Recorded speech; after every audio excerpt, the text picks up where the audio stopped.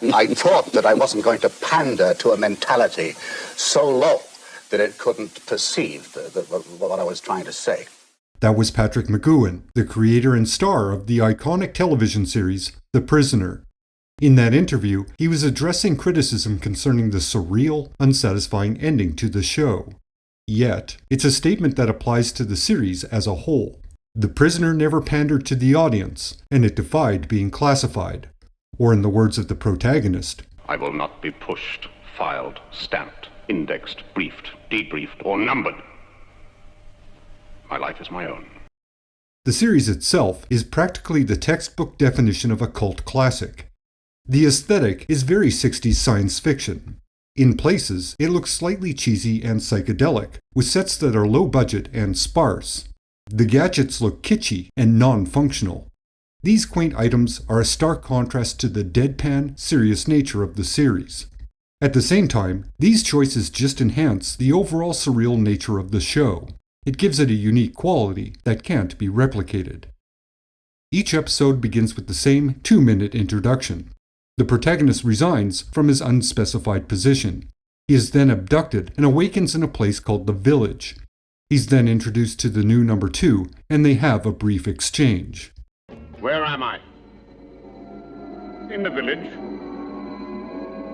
What do you want?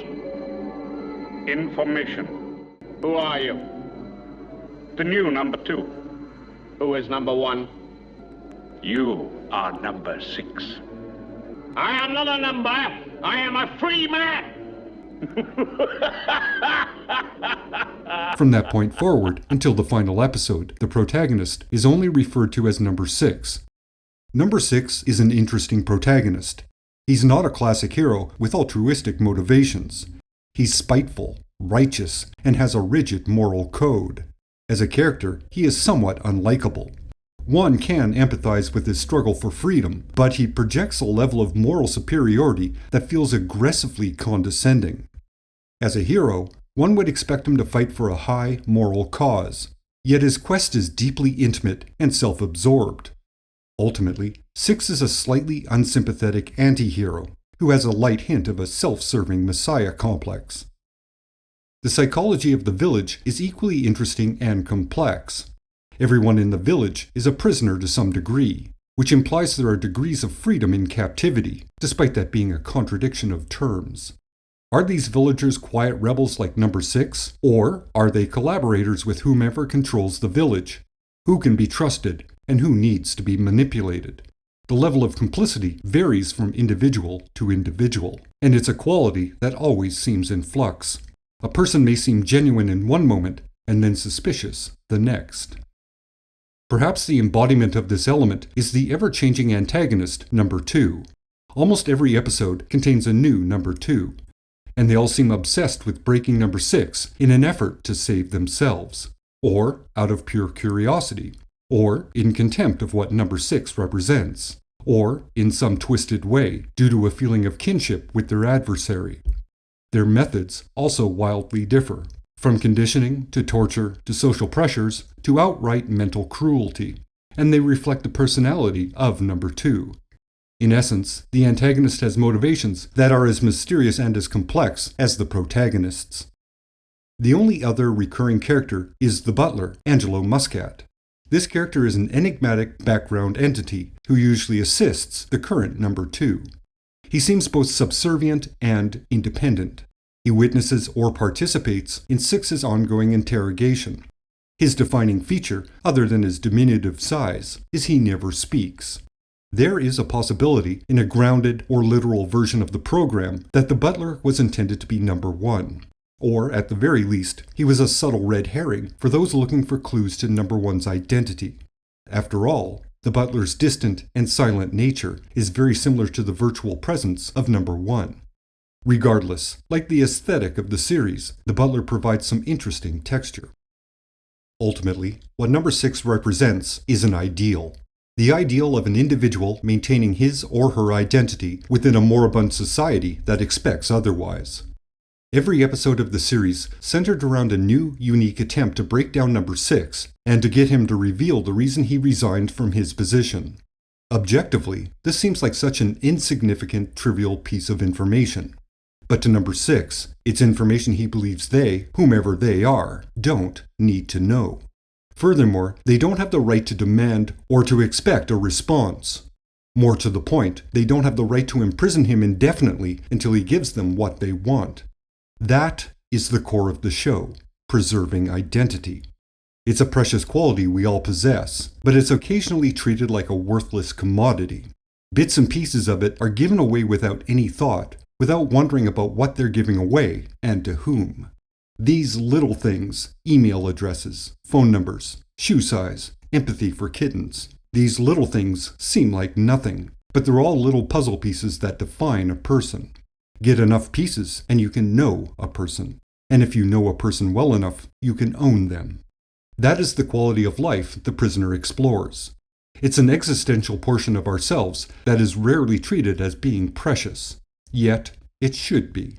And this show reminds one of the importance of individuality, especially when under the intense pressure to conform or to live your life guided by the expectations of others. My own interpretation is that it didn't matter what Six was withholding. The reason for his resignation was the hook, the justification to interrogate him mercilessly until he broke. All that really mattered was that he bend the knee, that he accept that there was an authority higher than himself. The creation and production of the series is an interesting, convoluted mess. According to McGoohan, The Prisoner was only intended to last 7 episodes. However, to get distribution in America, and presumably to secure financing, they needed to make 26. Some early sources suggest the actual number was as high as 36. In the end, only 17 episodes were made before production ended. Patrick McGoohan claimed that the idea could only sustain itself for that long, and they had exhausted the premise by the 16th episode. Thus it was mutually decided the show should conclude with the 17th episode. All of which sounds reasonable, but probably isn't true. What's more likely is that 26 episodes were intended, but the production was costly. The series co-creator and script editor had quit over disagreements with McGoohan, the show was surreal and hard to follow, and the company financing the project likely decided they had let this little TV experiment go on long enough. So, it was cancelled. This is all worth mentioning because the series being abruptly cancelled contributed to what ended up being the most surreal, nonsensical, and openly nihilistic hour of television ever broadcast. To his credit, McGoohan knew the series needed an ending, and he was committed to providing one, even though he didn't know what it was going to be. He knew he had to answer the question the series had asked right at the beginning: who is number 1? All he knew was it wasn't going to be a maniacal James Bond type of villain. The reveal had to be unexpected and memorable. As the legend goes, and it's never been disputed, McGoohan wrote the final episode in 36 hours. It was not rewritten or edited, and it went into production immediately after it was written. The final product was unreal. That's it. And take. That's it. Take's all you want. That's it. Take. That's it. Take. Take. Take. Take. Take. Take. Take, take, take, take, take, take,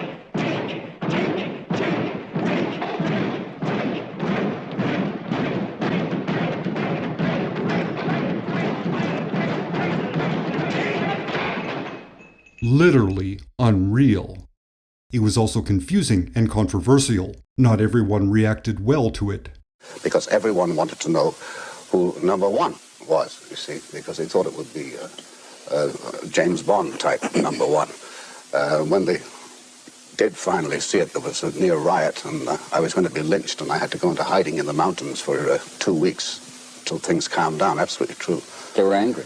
Oh yeah, walking around the streets, it was dangerous. Why? For me. Why were they angry? Because they thought they'd been cheated. People felt cheated because the identity of number 1 was a metaphor, not an actual physical person. The main villain, the one responsible for everything number 6 had experienced, was a literary device. Objectively speaking, there's no way to get around the fact that the final episode was a self-indulgent exercise by a creative talent at the top of his game and at the height of his power. The final episode doesn't try to reward the audience for their patience and attention, like most modern TV shows do. The final episode is a writer satisfying himself by trying to make a surreal, allegorical statement about society, identity, and individuality. The end result is a beautiful mess of manic anarchy. It would be a challenge to find anything that equals the surreal experience it represents. The final episode ends in pointless violence, as Six breaks free and destroys the village. This escape is rendered meaningless by the fact that Six merely escapes one village to find himself in another. He discovers that escape is not possible because it's something that doesn't exist, and it never will. Number 6 will always be the prisoner. At best, he has learned that the cell that holds him tight, the prison that he's trying to escape from, is himself. And, ultimately, he is the one responsible for his own imprisonment. As a side note, to give credence to the theory that the butler was number 1, at the end, the butler enters Six's residence in London. The house number is 1, and the door opens on its own volition, like all the doors in the village. However, that would be too literal of an interpretation of the scene, and it doesn't represent the intent of the final episode. The door opening on its own is just to indicate that Six and his cohorts have traded one village for another. While the main question, who is number 1, was answered, the show never revealed number 6's actual name, nor do we learn what he did prior to arriving in the village. Although it is generally accepted that number 6 was a British intelligence agent and he resigned because of a moral objection. It's also generally accepted that number 6 was a spiritual continuation of John Drake, the spy character McGoohan portrayed in the series that preceded The Prisoner, Danger Man, or, as it was known in North America, Secret Agent. That's the interpretation the story editor and the co-creator of the series, George Markstein, was operating under while he worked on the series. He quit around the 14th episode due to a disagreement with McGoohan over the direction of the series and how far it was straying from the original premise. Markstein's full interpretation was that number 6 had conceived of the idea of the village. It was number 6 who proposed there should be a facility where retired spies, ones with too much knowledge about sensitive matters, should be detained, preventing the information they knew from falling into enemy hands. When number 6 learns this idea has actually been implemented, he resigns in disgust, and this resignation seals number 6's fate, leading him to be imprisoned in the manner he had devised. It's very likely that this interpretation was part of the guidelines for writers. It's an appealing, ironic twist that would give the series a full context, and it certainly fits into the theme that number 6 was responsible for his own imprisonment. Without this context, despite it not ever being made explicit, the episodes would seem somewhat cruel and pointless. But, as an implied through line, it adds a coherency to the overall series. As a direction to the writers working on the show, this seems like information necessary to craft an episode. Markstein's pragmatic approach to the premise is likely what made many of the episodes in the series accessible. Without it, Give it to me, baby! Confess! Oh, Dad, I'm your baby, Dad. You owe your baby something, Daddy. you end up with interesting, yet somewhat meaningless gibberish. It should be noted that Markstein's account of events and McGoohan's account are at odds. Both claim the initial idea was theirs, and the others simply contributed in shaping the concept. Thus the reason they're credited as co-creators. This is a rabbit hole aspect of The Prisoner. There is a fair amount of research and detective work done by others to piece together whom of the two gets credit for the concept and the execution. Without getting into the nitty-gritty specifics, it appears the idea originated with McGoohan, who was looking to do something more interesting than Danger Man. At that point, Markstein was brought in. He and McGoohan worked out the details, and the premise took its final form. It's quite likely that Markstein had ideas and an approach that fit McGoohan's overall concept, so they were integrated. Even that concise version of events is debatable. So this is merely a brief acknowledgement of the controversy and the debate. In a collaborative medium, ideas meld and take shape. That is the nature of the medium. And due to the show's unique nature, its impact, and its influence, it follows that everyone involved wants their share of credit. It's the proportions that are debatable, and, at this point, possibly unknowable due to the passage of time. While the final episode is a beautiful, enigmatic mess, it stands alone in its own, unique category. It fits as a conclusion to the series, but it isn't a typical representation of the episodes that preceded it. Most of the episodes were relatively straightforward attempts to psychologically break down Number 6's personality to the point where he finally reveals his reason for resigning.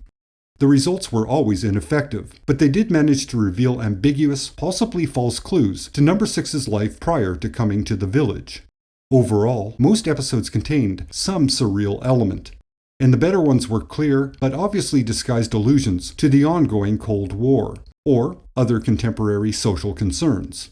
Almost all had a level of technological paranoia. The progression of society and the gadgets of convenience were slowly creating an atmosphere where individuality was being monitored and excised.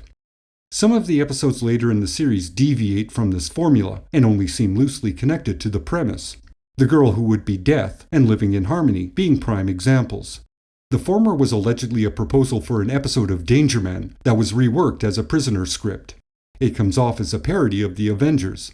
It's outrageous and action-packed, and, in the end, it's presented as a children's story, which seems like a less than subtle suggestion that the spy or adventure genre was a touch juvenile. Living in Harmony is a straightforward Western, with the Prisoner premise tacked on at the end. It happened because McGoohan wanted to do a Western, which was a rarity for British television.